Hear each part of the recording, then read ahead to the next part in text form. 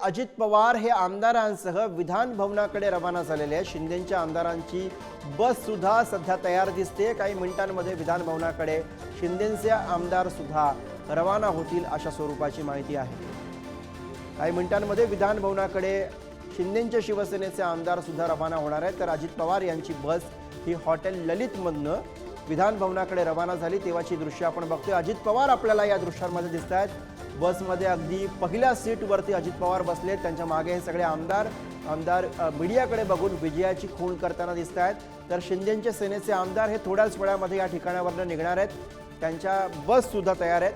त्यामुळे पुढच्या काही मिनिटांमध्ये आमदार विधान भवनाकडे रवाना होतील।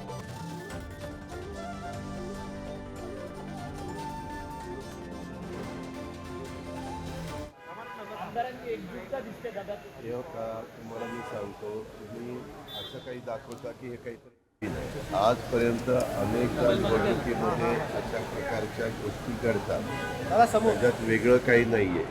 आणि आता आम्ही निघालेलो आहे सगळे जण। आज वोटिंग आहे, आज अधिवेशनाचा शेवटचा पण दिवस आहे। 4 आमदारांना आपल्याला मदत केली काँग्रेसच्या, अशी देखील एक सध्या नाही।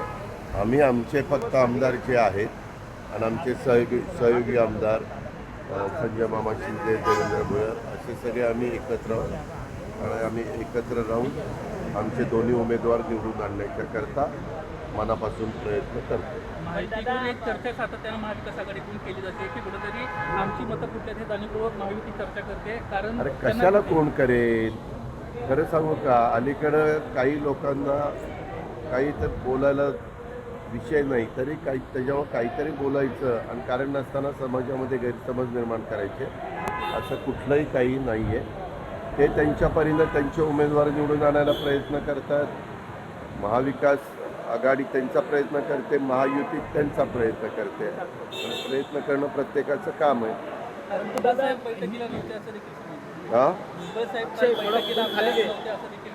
काय भुजबळ साहेबांचं वय झालेलं आहे, त्याच्यामुळे भुजबळ साहेब मला सभागृहातच काल तिथं होते, कारण कॅबिनेट होती। एक कोणीतरी राष्ट्रवादीचा प्रतिनिधी कॅबिनेटला असावा म्हणून भुजबळ साहेबांना तिथं थांबायला सांगितलं होतं काल।